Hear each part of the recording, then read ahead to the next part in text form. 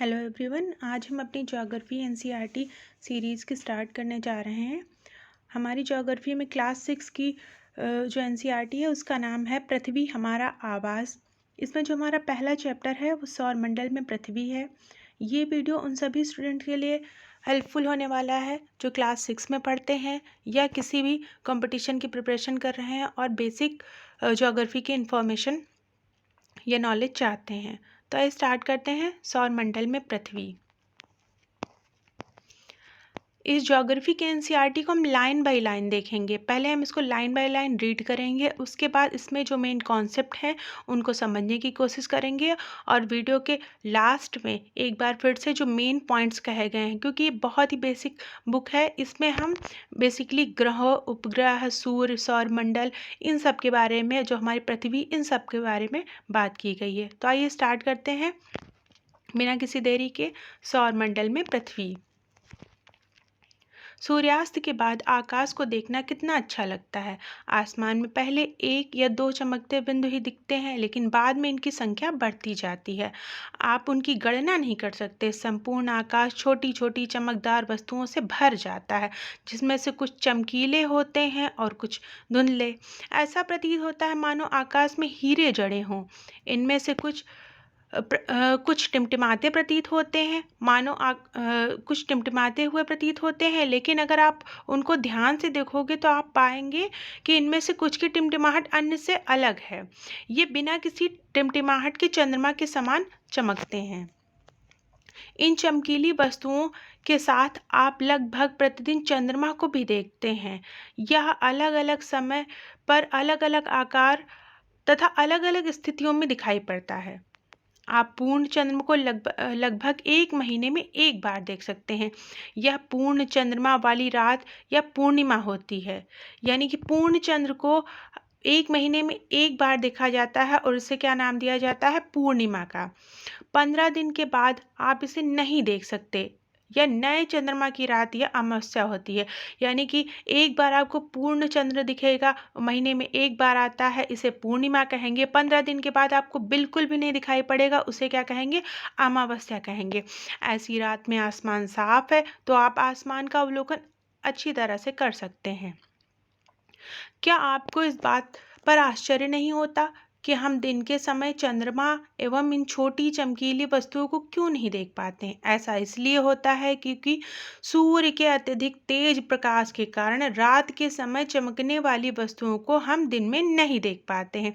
यानी कि जब किसी पिंड का, यानी सूर्य का, इतना ज़्यादा प्रकाश हो जाता है कि उसके आगे उन लोगों की जो चमक होती है वो फीकी पड़ जाती है। इसकी वजह से हम दिन में उन्हें नहीं देख पाते हैं। सूर्य, चंद्रमा तथा वे सभी वस्तुएं जो रात के समय आसमान में चमकती हैं खगोलीय पिंड कहलाती हैं। तो तीसरा टर्म, इसमें अभी तक हमने 3 टर्म्स देखे हैं, एक पूर्णिमा है, एक अमावस्या है और तीसरा टर्म जो आया है खगोलीय पिंड। तो पूर्णिमा किसे कहेंगे? पूर्ण चंद्रमा की रात को कहेंगे। अमावस्या किसे कहेंगे? जिस रात में चंद्रमा बिल्कुल भी नहीं दिखाई देता है। अब खगोलीय पिंड किसे कहते हैं? सूर्य, चंद्रमा तथा वे सभी वस्तुएं जो रात के समय में चमकती हैं खगोलीय पिंड कहलाती हैं। यानी कि जो सारी वस्तुएं जो रात में या दिन में हमें चमकती हुई आकाश में दिखाई देती हैं, उन सबको हम क्या कह देंगे? खगोलीय पिंड। कुछ खगोलीय पिंड बड़े आकार के तथा गर्म होते हैं। ये गैसों के बने होते हैं। इनके पास अपनी ऊष्मा तथा प्रकाश होता है, जिसे वे बड़ी मात्रा में उत्सर्जित करते हैं। इन खगोलीय पिंडों को तारा कहते हैं। चौथी चीज़ क्या है? जो है पूर्णिमा, अमावस्या, खगोलीय पिंड के बाद चौथा पॉइंट दिया है तारा क्या होता है। तो जो कुछ कुछ खगोलीय पिंड होते हैं वो बहुत बड़े आकार के होते हैं और गर्म होते हैं। ये गर्म गैसों से बने हुए होते हैं और इनके पास अपनी ऊष्मा और प्रकाश होता है, जिसको वो बहुत बड़ी मात्रा में उत्सर्जित भी करते हैं। इन खगोलीय पिंडों को क्या कहते हैं? तारा कहते हैं। जैसे कि हमारा सूर्य एक तारा है, ठीक है। तो तारे का एग्जाम्पल उन्होंने सबसे पहला एग्जाम्पल दिया सूर्य, क्योंकि सूर्य सबसे बड़ा पृथ्वी से दिखाई देता है। जो सबसे बड़ा खगोलीय पिंड दिखाई देता है वो सूर्य ही है और सूर्य का है एक तारा है।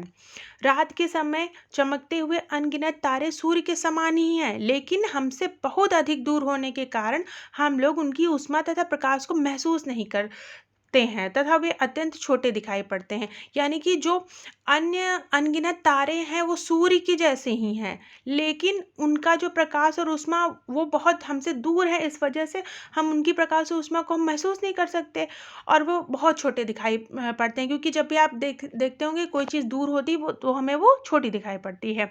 आपने अवश्य ध्यान दिया होगा कि कुछ दूरी से देखने पर सभी वस्तुएं छोटी दिखाई देती हैं। अत्यधिक ऊंचाई पर उड़ रहा जहाज कितना छोटा दिखाई देता है। रात्रि में आसमान की ओर देखते समय आप तारों के विभिन्न समूहों द्वारा बनाई गई विविध आकृतियों को देख सकते हैं। अब एक तो आप रात में क्या देखते हैं, आसमान में तारे देखते हैं। इसके बाद तारों के द्वारा बहुत तरह की आकृतियां बनाई जाती हैं, यानी कि अगर हम ध्यान से देखें तो कुछ स्पेशल टाइप के आकृति आकाश में हमको दिखाई पड़ती है। तो इन आकृतियों को क्या कहते हैं, ये नक्षत्र मंडल कहलाते हैं। अगला यहाँ पे जो टर्म आया है नक्षत्र मंडल, यानी कि रात में जो आसमान के द्वारा बनाई गई विभिन्न आकृति के समूहों को क्या कहते हैं, नक्षत्र मंडल कहते हैं। अर्सा मेजर तथा बिग बियर इसी प्रकार का एक नक्षत्र मंडल है। अब इन्होंने नक्षत्र मंडल का एग्जाम्पल दिया है कि अर्सा मेजर या बिग बियर जो है एक नक्षत्र मंडल है। बहुत आसानी से पहचान किए जाने वाला नक्षत्र मंडल है सप्तऋषि। और जो सप्तऋषि जो है नक्षत्र मंडल है, ये बहुत आसानी से पहचान किए जाने वाला जो है नक्षत्र मंडल है। ये 7 तारों का समूह है। जो नक्षत्र मंडल अर्सा मेजर का भाग है, यानी कि ये जो आप नक्षत्र मंडल का एग्जाम्पल दिया है इन्होंने अर्सा मेजर, इसी का एक पार्ट है सप्तऋषि। अपने परिवार या पड़ोस में किसी व्यक्ति से कहिए कि आपको वह आकाश में में अधिक तारों और ग्रहों के नक्षत्र मंडल को दिखाएं। ये देखिए चित्र में दिया गया है, ये 2 तारों को एक से जाते हुए अगर सीधी नक्षत्र मंडल ये आपका बना हुआ है सप्तऋषि मंडल, इसमें 7 तारे हैं और ये जो 2 तारे हैं इनसे सीधी रेखा अगर खींच दो तो जो पॉइंट करता है ये ध्रुव तारे की तरफ पॉइंट करता है। आगे बताते हैं कि तारों का क्या महत्व होता है। प्राचीन समय में लोग रात्रि में दिशा का निर्धारण तारों की सहायता से करते थे। प्राचीन काल में जब कोई दिशा सूचक यंत्र नहीं था, उस समय हम दिशा का निर्धारण किससे करते थे, तारों की सहायता से। उत्तरी तारा उत्तर दिशा को बताता है, इसे ध्रुव तारा भी कहते हैं। यानी कि ध्रुव तारा जो है ये किस दिशा को बताता है, उत्तर दिशा को बताता है और इसे क्या कहते हैं, उत्तरी तारा। यह आसमान में हमेशा एक ही स्थान पर रहता है। हम सप्तऋषि की सहायता से ध्रुव तारे की स्थिति को जान सकते हैं। चित्र में आपको दिखाया गया है कि यदि सप्तऋषि मंडल के संकेतक तारों को आपस में मिलाते हुए एक काल्पनिक रेखा खींची जाए एवं उसे आगे बढ़ाया जाए तो ये ध्रुव तारे की ओर इंगित करेगा। ये देखिए एक सप्तऋषि में जो 2 तारों से जाती हुई एक काल्पनिक रेखा खींची जाए तो ये किसको पॉइंट करती है, ध्रुव तारे की तरफ पॉइंट करती है। कुछ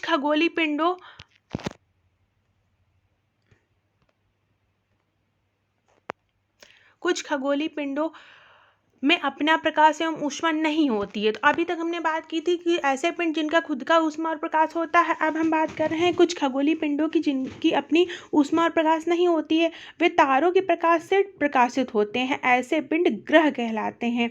अर्थात कुछ खगोलीय पिंडों जिनमें अपना प्रकाश एवं ऊष्मा नहीं होती है, वे तारों के प्रकाश से प्रकाशित होते हैं। ऐसे पिंड ग्रह कहलाते हैं। ग्रह जिसे अंग्रेजी में प्लैनेट कहते हैं और ये प्लैनेट ग्रीक भाषा के प्लैनेटाई शब्द से बना हुआ है जिसका अर्थ है परिभ्रमक, अर्थात चारों ओर घूमने वाला। पृथ्वी जिस पर हम रहते हैं एक ग्रह है। यह अपना संपूर्ण प्रकाश एवं ऊष्मा सूर्य से प्राप्त करता है जो पृथ्वी के सबसे नज़दीक तारा है। पृथ्वी को बहुत अधिक दूरी से जैसे चंद्रमा से देखने पर यह चंद्रमा की तरह एक चमकती हुई प्रतीत होती है। अगला पॉइंट यहाँ बताते हैं कि जो खगोलीय पिंड जिनमें खुद का ऊष्मा और प्रकाश नहीं होता उन्हें ग्रह कहते हैं। ग्रह जो है प्लैनेट शब्द से बना हुआ है जिसका अर्थ होता है परिभ्रमक, यानी चारों ओर घूमने वाला है।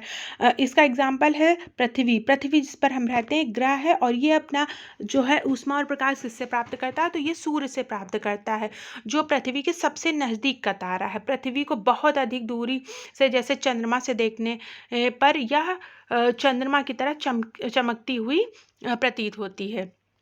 आइए जानते हैं कुछ रोचक तत्व। बृहस्पति, शनि तथा यूरेनस के चारों ओर छल्ले हैं, यानी इनकी तरफ छल्ले या रिंग बनी हुई है। ये छल्ले विभिन्न पदार्थों के असंख्य छोटे छोटे पिंडों से बनी पट्टियां हैं। पृथ्वी से इन छल्लों को शक्तिशाली दूरबीन की सहायता से देखा जाता है। कुछ पिंड हैं जिनके द्वारा बनी हुई पट्टियां हैं जो 3 ग्रहों जिनका नाम है बृहस्पति, शनि और यूरेनस, इनके चारों तरफ ये छोटे छोटे पिंडों से बनी हुई पट्टियां हैं। इनको हम जो है छल्ले या पट्टियां कहते हैं और इनको जो है बहुत शक्तिशाली दूरबीन की सहायता से देखा जा सकता है। ये चार्ट है जिसमें पूरे सोलर सिस्टम यानी सौर मंडल को दिखाया गया है, जिसमें आपको देखिए सूर्य से सबसे नज़दीक जो है सबसे पहला ग्रह दिखाया गया बुध, उसके बाद शुक्र, फिर पृथ्वी है, फिर मंगल है और ये देखिए क्षुद्र ग्रह की एक पट्टी है। ये देखिए छोटे छोटे ग्रहों से मिलकर बनी हुई छोटे छोटे ये जो है पदार्थों से बनी हुई ये पट्टी है जो कि मंगल और बृहस्पति के बीच में, ये क्षुद्र ग्रह की पट्टी जो है ये मंगल और बृहस्पति के बीच में ये पट्टी है। इसमें असंख्य छोटे छोटे पिंड हैं जिनसे बनी हुई ये पट्टी है और ये किसके बीच में है, देखिए मंगल और बृहस्पति के बीच में। इसके बाद बृहस्पति के बाद शनि, यूरेनस और उसके बाद नेपच्यून आता है। इसमें नीचे एक चार्ट में इनका जो है सूर्य के चारों ओर जो समय भी दिया हुआ है, जिस समय पर ये चक्कर लगाते हैं। इसको हम अलग से एक वीडियो में देखेंगे इस पूरे चार्ट को, क्योंकि बहुत इंपॉर्टेंट है। इससे कॉन्सेप्ट बनते हैं जैसे पृथ्वी हमारा जो है 24 घंटे में सूर्य के चारों ओर एक चक्कर पूरा अपने अपने चारों ओर एक चक्कर पूरा करता है और 365 दिन में सूर्य के चारों ओर। तो इसके लिए एक अलग से वीडियो बनाएंगे जिसमें हम इस पूरे चार्ट को समझने की कोशिश करेंगे। अभी हम देखते हैं आगे क्या है इस चैप्टर में। आसमान में दिखने वाला चंद्रमा एक उपग्रह है। तो अभी तक हमने देख लिया पूर्णिमा क्या होती है, अमावस्या क्या होती है, खगोलीय पिंड क्या होता है, और उसके बाद ग्रह देख लिया क्या होता है, तारे क्या होते हैं। ठीक है, अब हम देखेंगे कि उपग्रह क्या होते हैं। तो जैसे कि चंद्रमा हम सबको पता है कि उपग्रह है। उपग्रह की क्या क्वालिटीज़ होती हैं, यह हमारी पृथ्वी का सहचर है तथा इसके चारों ओर चक्कर लगाता है, यानी कि जो पृथ्वी के चारों ओर चक्कर लगाता है कौन, चंद्रमा, इसे उपग्रह कहते हैं। तो उपग्रह की क्या क्वालिटी होती है, किसी ग्रह के चारों ओर चक्कर लगाता है। हमारी पृथ्वी के समान अन्य 7 ग्रह हैं जो सूर्य से प्रकाश एवं ऊष्मा प्राप्त करते हैं। उनमें से कुछ के पास अपने अपने चंद्रमा है, यानी कि जो है पिंड ग्रहों के चारों ओर चक्कर लगाते हैं उनको क्या कहते हैं, उपग्रह। ठीक है, और हमारी पृथ्वी के अलावा अन्य भी ग्रह हैं जिनके पास अपने अपने चंद्रमा, जैसे बृहस्पति और शनि के पास बहुत सारे उपग्रह हैं जो उनके आगे चारों ओर चक्कर लगाते हैं। तो अभी के लिए हमने उपग्रह का एक एग्जाम्पल देखा, पृथ्वी का जो उपग्रह है चंद्रमा। अब आते हैं, देखते हैं सौर मंडल क्या होता है। सूर्य, 8 ग्रह, उपग्रह तथा कुछ अन्य खगोलीय पिंड जैसे क्षुद्र ग्रह तथा उल्का पिंड मिलकर सौर मंडल का निर्माण करते हैं। अब सबसे इंपॉर्टेंट पॉइंट इस चैप्टर का है सौर मंडल। तो सौर मंडल किससे मिलकर बना हुआ है, सूर्य, 8 ग्रह, उपग्रह तथा अन्य खगोलीय पिंड जैसे क्षुद्र ग्रह और उल्का पिंड, इन सब से मिलकर हमारा क्या बनता है, सौर मंडल। उसे हम सौर परिवार का नाम देते हैं और इसका मुखिया सूर्य है। सूर्य मुखिया क्यों है, क्योंकि ये जो सारी चीज़ें हैं, 8 ग्रह, उपग्रह और खगोलीय पिंड, इनको ऊष्मा प्रकाश कौन देता है, सूर्य देता है, इसीलिए इनका मुखिया है। अब इसमें टर्म की उत्पत्ति के बारे में दिया गया है कि क्या आप जानते हैं, पौराणिक रोमन कहानियों में सोल सूर्य देवता को कहा जाता है। सौर शब्द का अर्थ है सूर्य से संबंधित, इसीलिए सूर्य के परिवार को सौर मंडल या सोलर सिस्टम कहते हैं। सौर मंडल का उपयोग करते हुए और अधिक शब्दों को लिखने के लिए कहा है। शब्द की उत्पत्ति कैसे हुई है, जैसे कि सौर मंडल अभी आपने देखा, सूर्य के परिवार को कहते हैं। ऐसे शब्दों की उत्पत्ति के बारे में बताया, जैसे ज्योग्राफी के शब्द की उत्पत्ति हुई है जिसमें ज्योग्राफी का अर्थ है जी का अर्थ है पृथ्वी तथा ग्राफिया का अर्थ है लिखना, तो ये ग्रीक भाषा से इसकी उत्पत्ति हुई है। ऐसे जियोलॉजी है, जियोमेट्री है, जियोआइड है, जियोलॉजी है। जियो का अर्थ हो जाएगा पृथ्वी, लॉजी का मतलब हो जाएगा अध्ययन करना, मेट्री का मतलब होता है मापना। तो जियोलॉजी पृथ्वी का अध्ययन, जियोमेट्री पृथ्वी का मापन, जियोआइड पृथ्वी के आकार के जैसा, जो पृथ्वी के आकार है उसको हम स्पेशल एक नाम देते हैं। कोई मतलब पृथ्वी के आकार को ही एक नाम दिया गया है जिसे हम क्या कहते हैं, जियोइड, यानी कि पृथ्वी के आकार के जैसा। अब देखिए सौरमंडल में आपको ये तो पता चल गया कि मेन क्या है, मुखिया कौन है, सूर्य। तो सूर्य के बारे में देखते हैं। सूर्य सौरमंडल के केंद्र में स्थित यानी सेंटर ऑफ सोलर सिस्टम कौन है, सूर्य है। यह बहुत बड़ा है तथा अत्यधिक गर्म गैसों से बना है। इसका खिंचाव बल इससे सौरमंडल को बांधे रखता है। सूर्य सौरमंडल के लिए प्रकाश एवं ऊष्मा का एकमात्र स्रोत है, लेकिन हम इसकी अत्यधिक तेज ऊष्मा को महसूस नहीं करते हैं, क्योंकि सबसे नज़दीक का तारा होने के बावजूद यह बहुत दूर है हमसे, पृथ्वी से लगभग 15 करोड़ किलोमीटर दूर है। तो सोलर सिस्टम का मुखिया कौन है, सूर्य है। सूर्य मुखिया है, केंद्र में स्थित है और बहुत बड़ा है और बहुत ही ज़्यादा गर्म गैसों से बना हुआ है। इसमें जो खिंचाव बल है, इससे सौरमंडल जो है बांधे रहता है, क्योंकि ये बहुत बड़ा है और ये जो 8 ग्रह हैं और जो पिंड हैं, इनको अपनी तरफ आकर्षित करता है और इस सोलर सिस्टम को ये बांधे हुए है। सूर्य सौरमंडल के लिए प्रकाश एवं ऊष्मा का एकमात्र स्रोत है, यानी कि पूरे सोलर सिस्टम में प्रकाश और ऊष्मा का जो स्रोत है वो कौन है, सूर्य है। सबको इसकी ज़रूरत है, लेकिन हम इसकी बहुत ज़्यादा तेज़ ऊष्मा को नहीं महसूस करते हैं, क्योंकि हमारे पास ये कहने को तो हमसे सबसे नज़दीक का तारा है, लेकिन उसके बावजूद भी हमसे बहुत दूर है। कितनी दूर इन्होंने बताई, 15 करोड़ किलोमीटर हमसे, पृथ्वी से हमारी ये दूरी पर स्थित है। ठीक है। अब सूर्य जो हमारे सौरमंडल का, देखिए सबसे पहला इंपॉर्टेंट पॉइंट था सूर्य। सूर्य के बारे में देख लिया। अब हम 8 ग्रह हैं, तो ग्रह के बारे में भी बताया, जिनका खुद का ऊष्मा और प्रकाश नहीं होता उन्हें ग्रह कहते हैं। अब ग्रह के बारे में देखिए 8 ग्रह हैं, तो उनके नाम को जान लेते हैं। हमारे सौरमंडल में 8 ग्रह हैं। सूर्य से दूरी के अनुसार वे कौन कौन से हैं, अभी इसको चार्ट में भी दिखाया गया है। जैसे बुध है सबसे नज़दीक, फिर शुक्र है, पृथ्वी है, मंगल है, बृहस्पति है, शनि है, यूरेनस है तथा नेपच्यून है। बहुत आसानी से याद हो जाएगा अगर आप इसको रटने की जगह थोड़ा ध्यान से समझने की कोशिश करेंगे। बुध, शुक्र, पृथ्वी, मंगल, बृहस्पति, शनि, यूरेनस तथा नेपच्यून। ठीक है। सौरमंडल के सभी 8 ग्रह एक निश्चित पथ पर सूर्य का चक्कर लगाते हैं। ये रास्ते दीर्घ वृत्ताकार में फैले हुए हैं, ये कक्षा कहलाते हैं। बुध सूर्य के सबसे नज़दीक है। अपनी कक्षा में सूर्य के चारों ओर एक चक्कर लगाने में इसे केवल 88 दिन लगते हैं, यानी कि 88 डेज लगते हैं। ये सबसे नज़दीक कौन है, बुध ग्रह है। सारे 8 ग्रह एक निश्चित पथ पर सूर्य के चारों ओर चक्कर लगाते हैं। ये रास्ते दीर्घ वृत्ताकार में फैले हुए हैं। ये जो जिस पथ पे चक्कर लगाते हैं उसे कक्षा कहते हैं। बुध सूर्य के सबसे नज़दीक है। अपनी कक्षा में सूर्य के चारों ओर एक चक्कर लगाने में इसे केवल 88 दिन लगते हैं। शुक्र को पृथ्वी का जुड़वा ग्रह माना जाता है, क्योंकि इसका आकार एवं आकृति लगभग पृथ्वी के समान है। अभी तक प्लूटो को भी एक ग्रह माना जाता था, परंतु अंतर्राष्ट्रीय खगोलीय संगठन ने अपनी बैठक अगस्त 2006 में निर्णय लिया कि कुछ समय पहले खोजे गए अन्य खगोलीय पिंड 2003 यूबी 313 सिरस तथा प्लूटो बौने ग्रह कहे जाते हैं। यानी कि 2006 तक ये माना जाता था कि सोलर सिस्टम यानी सौरमंडल में 9 ग्रह हैं, लेकिन अब चूंकि प्लूटो को बौने ग्रह की संज्ञा दी गई है, तो अब कुल मिला के हमारे पास कितने ग्रह बचे हैं, 8 ग्रह बचे हैं। आगे हम पृथ्वी के बारे में जानते हैं। आपने देखा सौरमंडल है, मुखिया सूर्य है, उसके अलावा 8 ग्रह हैं। तो जिस ग्रह पे हम रहते हैं उसे पृथ्वी कहते हैं। तो पृथ्वी के बारे में देखते हैं क्या बताया है क्लास 6 की ज्योग्राफी के एनसीईआरटी में। सूर्य से दूरी के हिसाब से पृथ्वी तीसरा ग्रह है, यानी कि दूरी के हिसाब से पहला हमने देखा था बुध है, शुक्र है, उसके बाद कौन है, पृथ्वी। आकार में यह 5वां सबसे बड़ा, आकार की बात करें तो ये 5वां सबसे बड़ा है। दूरी के हिसाब से तीसरा ग्रह है। यह ध्रुवों के पास थोड़ी चपटी है, यही कारण है कि इस आकार को भूआब, अभी हमने देखा था जियोइड यानी भूआब कहा जाता है। भूआब का अर्थ है पृथ्वी के समान आकार, यानी कि ये कोई गोल या ऐसी कोई आकृति नहीं है, स्फेयर नहीं है जिसको नाम दिया जाए। इसका अपना खुद का एक यूनिक आकार है। ठीक है, आपने जो एटलस वगैरह में देखी एकदम गोल सी ऐसे पृथ्वी दिखाते हैं, वैसी नहीं होती है। इसका आकार थोड़ा सा ऐसा है कि ध्रुवों के पास चपटी हुई, अगर आप गूगल में सर्च करेंगे तो आपको असली आकार जो है पृथ्वी का दिखाई पड़ेगा।